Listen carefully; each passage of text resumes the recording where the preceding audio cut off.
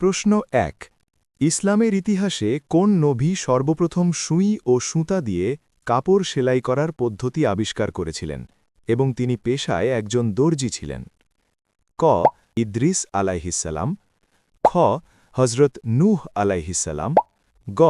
হজরত আদম আলাইহিসসালাম। সঠিক উত্তরটা জানার আগে ভিডিওটিতে লাইক দিয়ে দ্বীনি কাজের অংশীদার হন। সঠিক উত্তরটি হবে ক। হজরত ইদ্রিস আলাইহিসসালাম। ইদ্রিস আলাইহিসসালামের আগে মানুষ পশুর চামড়া দিয়ে লজ্জা নিবারণ করত।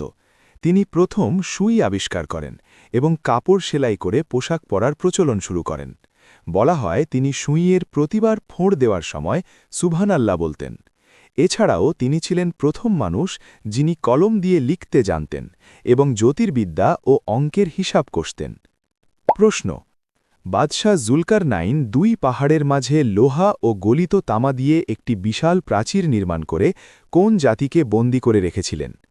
ক। আদ ও সামুদ জাতি, খ। ইয়াজুজ ও মাজুজ, গ। কাউমে লুত।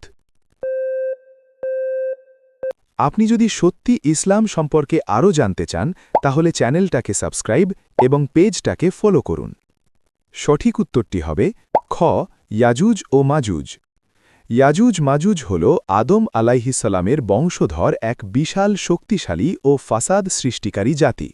তারা প্রতিদিন এই প্রাচীর ফুটো করার চেষ্টা করে, কিন্তু কাজ শেষ করার আগে যখন বলে আগামীকাল শেষ করব, তখন আল্লাহর হুকুমে প্রাচীরটি আগের মতো শক্ত হয়ে যায়। প্রশ্ন: হজরত ঈসা আলাইহিসসালামের অনুসারীরা যখন ক্ষুধার্ত ছিলেন তখন তাদের অনুরোধে আল্লাহ তাআলা আসমান থেকে সরাসরি খাবারে সাজানো যে দস্তারখান পাঠিয়েছিলেন তার নাম কি? ক। মান্না সালওয়া, খ। মাইদা, গ। জান্নাতি ফল। উত্তরটি জানার আগে ভিডিওটি শেয়ার করুন। একটি ভালো কথা শেয়ার করাও সাদাকা। এই জ্ঞানটি শেয়ার করে আপনিও সাদাকায়ে জারিয়ার অংশীদার হন। আপনার হয়তো একটি শেয়ার হাজারো মানুষকে সঠিক পথে আনবে। সঠিক উত্তরটি হবে খ। মাইদা। পবিত্র কোরআনের সূরা আল মাইদা এই ঘটনার নামেই নামকরণ করা হয়েছে। হাওয়ারিগণ যখন ঈসা আলাইহিসসালামের কাছে আসমানি খাবারের আবদার করলেন, তখন আল্লাহ আসমান থেকে মাছ ও রুটি সহ চমৎকার এক দস্তারখান নাজিল করে। এটি ছিল এক বিশাল মুজেজা।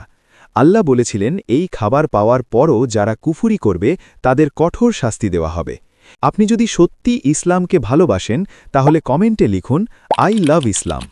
আপনি কয়টি প্রশ্নের উত্তর দিতে পেরেছেন কমেন্টে জানাবেন।